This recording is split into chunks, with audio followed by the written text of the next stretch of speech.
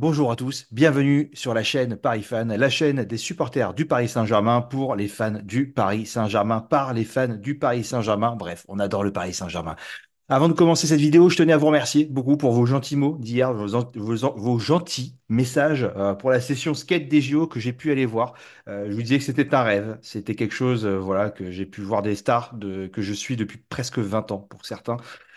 C'était beaucoup d'émotions. J'ai même lâché quelques petites larmes à un moment. C'était très fort, vraiment. Imaginez-vous vos plus grandes stars du football ou d'autres sports, tous réunis dans une seule et même place. C'est quelque chose d'incroyable, de magique. Je pense qu'on peut vivre qu'une seule fois dans sa vie. Donc, je pensais aller me prendre quelques tirs suite à ce sujet un peu hors contenu que vous attendez. Non, au contraire, vous avez été adorable sur vos retours et je voulais vous témoigner de enfin, de ces remerciements parce qu'on est voilà, de plus en plus nombreux sur cette chaîne. On discute, voilà, vous êtes de plus en plus nombreux à réagir aussi et on a une vraie petite communauté, je trouve, qui est forte, qui est intense, qui est cool avec des gens nouveaux qui viennent et des personnes voilà, qui sont là depuis des années, peut-être depuis la création de la chaîne. Et cette communauté, je la trouve merveilleuse et c'est toujours un plaisir de pouvoir échanger avec vous, de partager notre passion pour le Paris Saint-Germain, de pouvoir voilà, d'avoir des petits sujets où on digresse un peu de temps en temps, mais qui font partie de cet ADN Paris fan qui est en soi une vraie famille. Voilà, comme quand Nico nous donne ses recettes de plats en fonction des régions que voilà, le Paris Saint-Germain va affronter, etc. Je trouve ça incroyable et c'est ce qui fait hein, le Paris, c'est ce qui fait Paris fan. Voilà, ici on se prend pas au sérieux. Par contre, on vous donne les vraies informations, les informations au plus justes.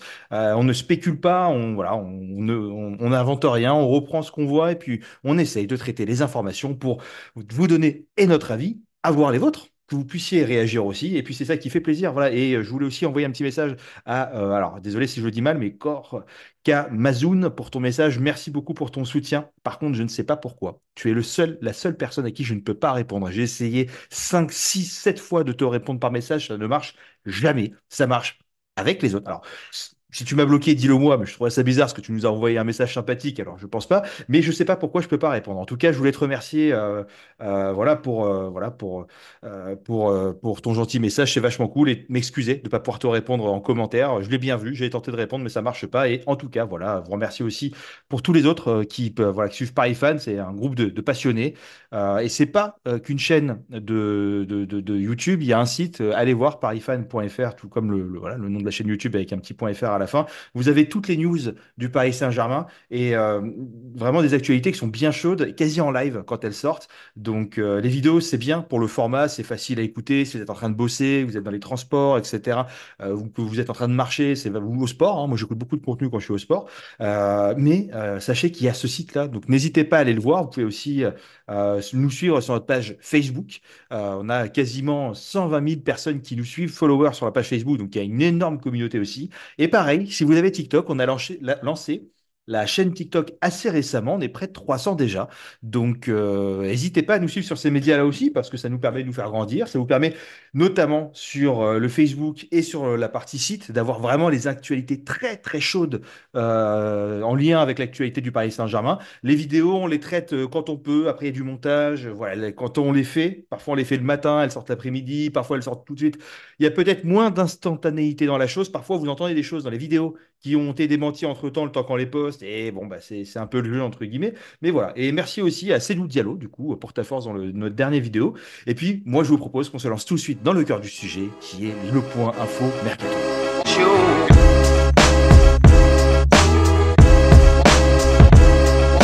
Allez, on commence forcément avec les informations qui sont officielles. Et là, on a le jeune Noah Lemina qui signe à Annecy en Ligue 2. Pour l'heure, il n'y a aucun montant de transfert qui a été divulgué. C'est un joueur qui est estimé à 500 000 euros qui permettrait au Paris Saint-Germain de dégraisser un petit peu, voilà, de faire une queue d'économie de budget sur son salaire. Donc, il n'y a pas de mirobolant, mais bon, qui permettra peut-être de le donner à d'autres joueurs, d'autres jeunes joueurs, voilà, qui sembleraient être plus en lien avec les préceptes de Luis Enrique. C'est sûr que c'est pas la vente de Neymar, voilà, mais ça reste toujours un départ, en tout cas, et pas un départ qui est libre, contrairement à Edouard Michu, voilà. Donc on va récupérer un peu de sous, ce qui est toujours bien pour la trésorerie du club se délester d'un petit salaire aussi. Et en tout cas, nous, Noah Lemina, ça fait un titi voilà, qu'on avait beaucoup apprécié, qu'on avait adoré voir à la pré-saison l'été dernier. Et Voilà, on avait peut-être de l'espoir de le voir évoluer sous les couleurs parisiennes avec un peu de temps de jeu et ça ne sera malheureusement pas le cas. Mais voilà, comme tout Titi, en tout cas, ou tout joueur du Paris Saint-Germain qui nous respecte, qui nous a respectés et qui a fait partie de l'histoire de ce club, eh ben, on le remercie pour tout et on lui souhaite vraiment de tout cœur, en tout cas, les meilleures choses pour la suite. Dossier Kimmich, qui sera peut-être, on va dire, le dossier un peu plus long de cette vidéo, surtout sur le poste de défenseur central, car on va évoquer une autre personne par la suite. C'est effectivement le Paris Saint-Germain et le Bayern parleraient entre eux. Donc les deux clubs seraient en train de parler d'un modalité de transfert. Le Bayern Munich serait ouvert effectivement à un départ du joueur, et ce qui semble logique puisqu'il serait libre de tout contrat à partir de dans un an. Donc il ne reste plus qu'un an de contrat. Donc pour le Bayern Munich, c'est un petit peu, on va dire, la dernière chance de récupérer de l'argent. Voilà, après, il y a le mercato d'hiver, mais on sait bien que ça bouge pas trop dans ces temps-là. Et puis, il resterait que 6 mois de contrat, donc une vente un peu moindre. Voilà, donc est-ce qu'il faudra se relancer dès cette saison dans un autre club? On parle aussi de City, hein, voilà, qui pourrait être intéressé. Ou est-ce que Joshua Kimmich serait prêt à serrer les dents juste pendant une année, puis partir libre? On parle effectivement de Barcelone, hein, qui serait intéressé par son profil, et on sait que leur politique d'achat est souvent sur des joueurs qui sont libres ces dernières années, donc ça pourrait tout à fait faire sens et que c'est un club qui plairait à Joshua Kimmich. La prolongation, en tout cas, on en parlait pendant un moment au Bayern Munich, et elle semblait compliquée car le joueur, lui, ne serait pas augmenté. Il a déjà, voilà, on parlerait même d'un salaire revu à la baisse. Il fait moins partie des plans du Bayern Munich. Il est pas mal relayé au poste de latéral droit, qui l'ennuie un peu, et il voudrait récupérer son poste de prédilection qui est milieu défensif, voilà, milieu défensif central. Et puis, du coup, il y a aussi Palinha, si je dis pas de bêtises, qui arrive ou qui serait censé arriver au Bayern Munich, au moment que ce soit déjà fait. Je n'ai pas regardé, je suis désolé, mais bon, qui arrive ou qui soit déjà arrivé, ben, on va dire que c'est déjà arrivé, c'est même encore pire. Et donc, lui, ça lui fait un petit peu d'obstacle, en tout cas, au poste de numéro 6 qu'il voudrait récupérer. Donc la prolongation, là, elle semble un peu complexe. Je pense que le Bayern Munich s'en rend compte et qu'ils se disent, bon, bah, en fait, on va essayer de leur fourguer à un club voilà, qui veut le signer. Et puis comme ça, tout le monde sera content. Le joueur, hop, il pourra jouer 6 ailleurs. Eux, ils récupèrent des sous. Et puis il y a peut-être un club qui sera très content de le retrouver. On parlerait d'un transfert aux alentours de 50 millions d'euros avec un salaire actuel de 19 millions d'euros, ce qui fait quand même un gros salaire. On sait qu'au Paris Saint-Germain, on paye bien aussi. Voilà, mettre un gros salaire sur Kimmich, je pense que c'est pas une bêtise, car c'est un joueur qui est quand même bien plus que confirmé, qui même si le Paris Saint-Germain n'est pas du tout ou son club favori pour venir, en tout cas, c'est un vrai professionnel et il se donnera. Voilà, il se donnera et ça reste quand même un joueur qui est très solide, qui a fait ses preuves pendant des années et des années. Je le vois mal arriver voilà, à cloche-pied en se disant on va profiter des boîtes de nuit à Paris. Et puis il y a là, je regardais si j'avais bien enregistré, oui, parce que si je me lance et que je n'enregistre pas, c'est dommage. Voilà, et après, le joueur, bah, il peut venir avec des a priori et finalement être très agréablement surpris par le Paris Saint-Germain. Voilà, l'image du PSG, elle est surtout entachée par ses détracteurs. Et depuis l'été 2023, le PSG semble vraiment quand même concentré et être à fond sur le plan sportif, avec l'arrivée déjà les mots forts de Nasser, les départs de Neymar, de Lionel Messi, de Verratti. Voilà, il restait entre guillemets plus qu'Mbappé un peu dans ce PSG bling-bling, si je puis me permettre ces termes. On a fait des recrutements avec beaucoup d'humilité. C'était pas des joueurs qui, même si certains étaient un peu chers, on n'est pas allé chercher voilà, des joueurs avec des gros noms, voilà, faire des all-in sur ce genre de choses. Donc voilà, avec une équipe jeune, dynamique, de très belles infrastructures, et en fait, où depuis Enrique et voilà, ce renouveau du Paris Saint-Germain, bah, en fait, les mots travail et respect du maillot règnent en maître, entre guillemets. Et on l'a bien vu cette saison. Je trouve que ça a été un PSG très travailleur. On ne peut pas tout espérer d'un club qui a changé la moitié de l'effectif. Allez, quasiment la totalité de l'effectif n'était pas là la saison précédente ou n'était pas bon, faisait partie des joueurs de rotation.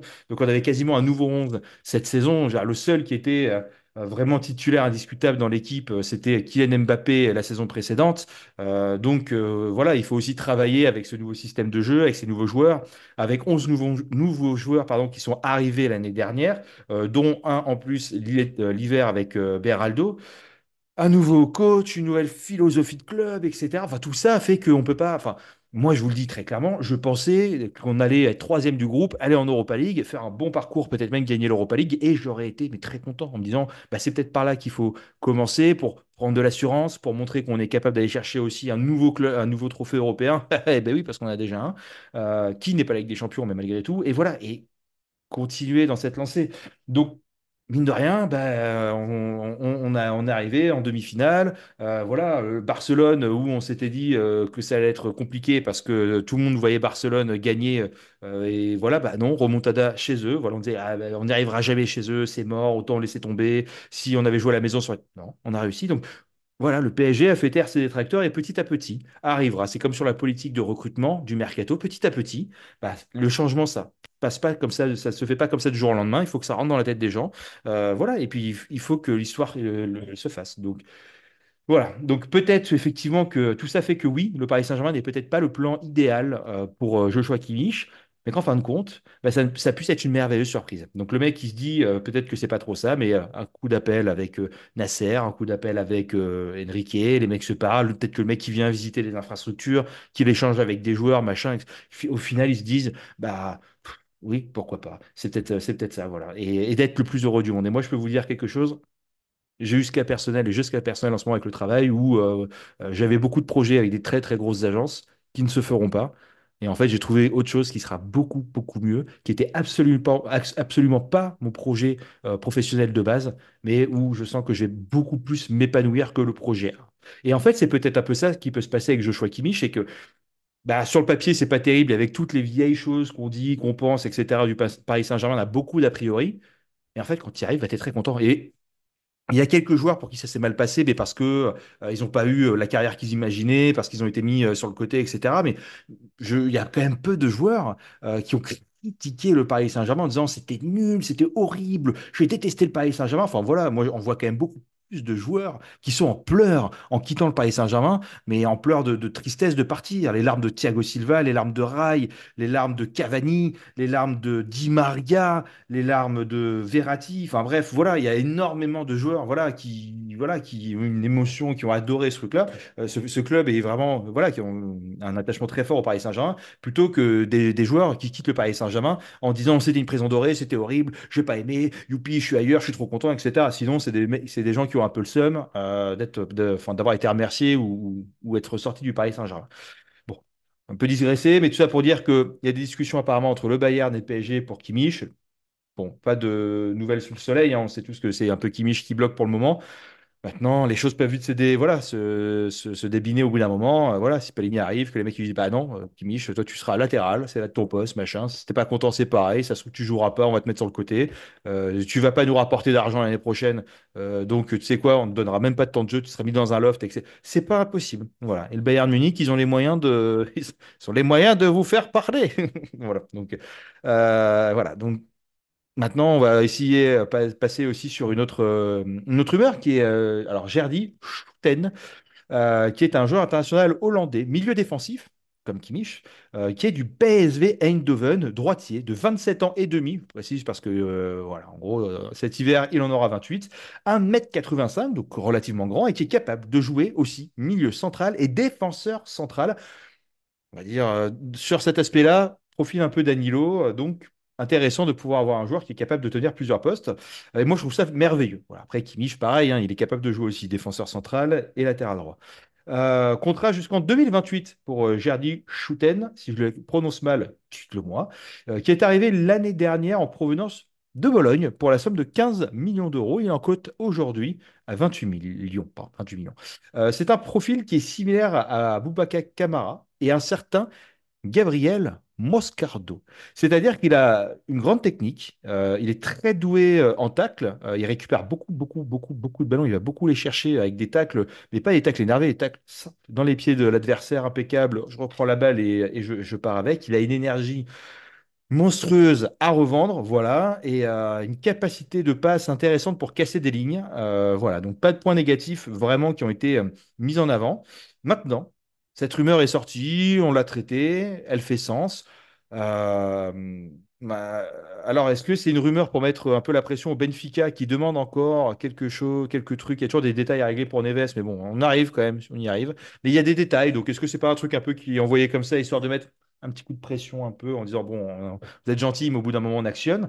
Ou est-ce que, pareil, hein, ça serait pas pour mettre un peu de pression au Bayern ou à Kimmich en disant, bon, bah, tu sais, nous, on t'accueille, hein, nous, on te met un bon salaire, nous, on te met dans de bonnes conditions, tu arrives chez nous, tu es titulaire en milieu défensif central, tu auras Moscardo qui va tourner avec toi de temps en temps. On te demandera peut-être voilà, de faire doublure aussi en latéral droit à Hakimi de temps en temps sur certains matchs, mais Hakimi, c'est quand même notre taulier, etc. Voilà.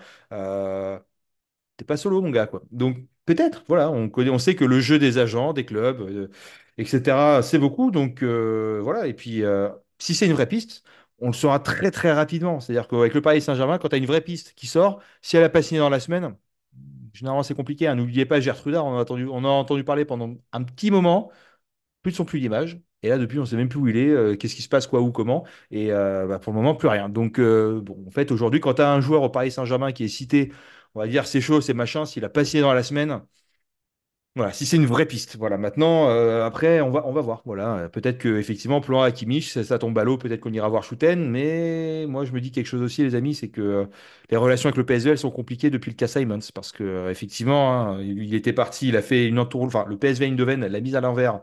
Au Paris Saint-Germain sur Simons, vous pourrez trouver sur Internet, hein, vous avez dit oui, on va le prendre en prêt, et puis machin, etc. Prolongez-le, on le prend en prêt. Et puis, ils ont dit, oh, finalement, c'est un transfert sec ou c'est rien, sinon on ne le prend pas. Donc, ça a foutu un bordel dans les dernières secondes du mercato. Le joueur est parti libre. D'où la clause de 7 millions pour le rapatrier l'année d'après, etc. Voilà. Donc, les gens qui se disent, on a mal géré le dossier Simons, bah, sachez que c'est le PSV Eindhoven qui l'a vraiment mis à l'envers et que finalement, on a réussi. Bah, alors rendre la monnaie de la pièce parce que Simon ça finit par revenir et que eux, ils se sont bien embêtés. Donc est-ce qu'ils nous feront des fleurs? Je ne sais pas. Osimhen, rapidement, au cœur d'un nouveau jeu de chaises musicales. Alors, le Napoli et la Roma pourraient faire des échanges entre Lukaku et Osimhen contre un petit peu d'argent en plus. Voilà, information qui apparemment a été démentie par l'agent d'Osimhen il y a quelques instants. Voilà, en disant que pas du tout, c'est pas du tout ça. Voilà, je crois que même les histoires de Chelsea apparemment seraient pas si vraies que ça. D'autant plus que l'Atlético souhaiterait faire venir l'attaquant de Gérone mais que son nom est d'un compliqué avec des V, des D, des machins qui suivent. Je suis désolé les amis, mais je ne l'ai pas. Donc l'attaquant, le neuf de Gérone, lui préférait la Roma. Donc là, effectivement, si lui il va à la Roma et les rumeurs disent que ça serait un petit peu chaud justement pour que lui il y aille, bah, autant vous dire que l'échange avec Naples et la Roma, ça va être compliqué avec Lukaku. Quid de Lukaku suite à ça, donc il y a ça aussi. Et puis et l'Atlético, voilà. Et puis l'Atlético aurait fait en tout cas une offre presque insultante pour ce joueur de l'attaquant de Girone, qui fait qu'à mon avis, je pense que la Roma peut prendre une petite longueur d'avance dans ce dossier. Donc pour le moment, ça pour dire que l'ami Osimhen, bah, pour le moment, il reste au Napoli. Colomboigny, par contre, lui pourrait être proposé à l'Atlético en plan B, voire C, car l'Atlético aurait vraiment donc voilà, dans le viseur Alvarez, maintenant à voir quel prix il pourrait mettre. Mais si t'as pas Alvarez, t'as l'autre qui part à la Roma, tranquille. Bah, c'est là que notre ami Colomboigny pourrait rentrer dans la danse. Donc après, en termes de tarifs, ni rien, on n'a pas trop vu. Mais voilà, et puis Alvarez d'ailleurs a pris la parole aussi pour dire qu'il n'avait pas le temps de jeu qu'il méritait, notamment sur le fait qu'on ne le fasse pas jouer des matchs importants. Et c'est ce qui pourrait peut-être forcer son départ, voilà, et qui pourrait lui vouloir forcer son départ cet été. Mais où? Atlético, un autre club de première ligue, ou bien chez l'ennemi juré, voilà, alors c'est pas l'Arabie Saoudite, on m'a dit, c'est les Émirats Arabes, voilà. Donc les ennemis jurés des Émirats Arabes, qui est le Qatar. Donc ça, c'est encore une grande histoire. Il reste encore un bon mois de mercato. Je pense qu'on a pas mal de pistes et puis on ira actionner celle qui, voilà, celle en fonction de nos priorités ou pas. Pareil, le bordel qu'a foutu Simons, alors c'est pas encore fait, mais qui devrait aller à Leipzig en prêt. Donc on a encore un joueur qui part en prêt, donc on le vend toujours pas. À voir la redistribution du salaire, comment ça se passe. Est-ce que c'est encore pris en charge une grosse partie, comme souvent par le Paris Saint-Germain, ou est-ce que là on s'en déleste et au moins ça nous permet d'avoir un peu de manne financière qui reste chez nous? Et puis surtout, le bordel de Simon, c'est que bah, on pourrait voir Doué, Désiré Doué, nous passer sous le nez parce que le Bayern aurait décidé vraiment une bataille, de peut-être mener une bataille féroce. Donc il y en a qui disent que effectivement le Bayern se serait retiré, aurait retiré son offre en disant bah, j'arrête, on en a marre, machin, etc. Et puis d'autres qui disent qu'il y a une bataille féroce qui va s'engager pour Désiré Doué. Alors, est-ce que d'un côté, qu'est-ce que vous en pensez, vous les amis? Est-ce que d'un côté, vous pensez que le Bayern va surenchérir ou est-ce qu'ils sont sortis du truc et finalement, en fait, place nette pour le Paris Saint-Germain, la question ne se pose pas trop, voilà. Et puis, bon, Désiré Doué, apparemment, il serait concentré sur les Jeux Olympiques avec l'équipe Espoir et malgré beaucoup de nouvelles, des dernières nouvelles qu'il mènerait au Paris Saint-Germain, où on se dirait que c'est quand même le club où les gens poussent un peu, notamment Thierry Henry, qui pousserait pour lui dire va au Paris Saint-Germain, tu vas t'épanouir, etc. Bah, en fait, il y a le cas Simons dont on vient de parler qui pourrait tout faire basculer dans ce dossier. Donc voilà, Désiré Doué. Je vais te dire, je pense pas que tu le regardes Paris Fan, mais si tu passes par là ou que des gens qui le connaissent passent par là, voilà, viens au Paris Saint-Germain, regarde le trajet de Barcola, regarde le trajet de Zahir Emery, regarde ce projet Paris Saint-Germain qui se concentre sur des jeunes talents français principalement et aussi international pour voilà, construire une équipe jeune. Moi, je vous le dis, on va construire une équipe des 3, 4, 5 prochaines années. Et c'est super parce qu'on va avoir une équipe qui va se connaître par cœur, qui va grandir ensemble et ça va être avec vraiment des bons liens solides. Et c'est vrai qu'il y a quand même une bonne ambiance au Paris Saint-Germain en règle générale, et notamment grâce aux Français qui savent mettre l'ambiance souvent. Et dédicace notamment à notre DJ national, Presnel Kimpembe. Et la dernière nouvelle, bon, on sera sur João Neves où on dit qu'il devrait être présenté cette semaine, quelques détails à régler. Bon, j'ai l'impression qu'à chaque vidéo, on dit il arrive, il arrive, il arrive. Moi, je n'en peux plus. Je dois aller au Paris Saint-Germain Megastore acheter son maillot. Donc, on y va. Allez, on signe, take my money, et puis on y va. Voilà. Et pareil aussi. Alors, ce ne serait pas forcément lié au dossier de João Neves, mais Renato Sanchez devrait aller au Benfica. J'arrive pas trop à savoir si on parle d'un prêt ou si on parle effectivement d'un transfert sec. Parce que j'ai vu un peu les deux tourner.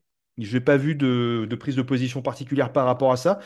Mais voilà, effectivement, Renato Sanchez, je crois que je l'ai souvent un peu oublié dans les points mercato et Nico me le rappelle souvent. Je te remercie, Nico, d'ailleurs. Donc voilà, Renato Sanchez serait peut-être en direction de Benfica. Voilà. En tout cas, c'est à peu près tout pour les informations du jour. Ce qu'on va retenir principalement, c'est que effectivement, le Paris Saint-Germain semblerait s'activer sur des pistes de milieu défensif, donc profil de Kimmich pourquoi pas? Ou est-ce qu'il y aurait un plan B qui serait Gerdy Schouten, ce joueur international hollandais du PSV Eindhoven. Et d'ailleurs, bon, moi, je ne vais pas trop regarder, je ne me suis pas trop renseigné sur ce joueur-là pour être complètement transparent avec vous. Mais par contre, si vous le connaissez, si vous regardez le Eredivisie, si vous êtes des fans du PSV Eindhoven, ou bien si vous le supervisez depuis un petit temps, peut-être quand il était à Bologne ou des choses comme ça, n'hésitez pas à nous dire de ce que vous pensez de ce joueur. Voilà. Ou est-ce qu'au bout d'un moment, Kimmich, zut, pour rester poli, salaire XXL, et en fait, est-ce qu'un Jardy Shooten serait pas ultra intéressant à l'heure où tu as peut-être besoin aussi d'avoir un milieu défensif polyvalent qui peut jouer en défense centrale, quand tu as un Moscardo qui peut largement tenir la baraque en termes de milieu défensif et que tu as aussi un João Neves dont c'était le poste de prédilection quand il était au Benfica. Voilà les amis, en tout cas moi ça a été un plaisir d'avoir été avec vous. Planning un peu chaud encore aujourd'hui, mais on prendra le temps peut-être une prochaine fois. Voilà. En tout cas, j'espère que tout va bien pour vous, que vous passez de bonnes vacances si vous êtes en vacances et que les vacances approchent si vous les attendez encore et que vous êtes des autistes. Voilà, les juilletistes, les autistes. Et puis, moi, je vous embrasse et je vous dis à très bientôt dans une prochaine vidéo. Salut.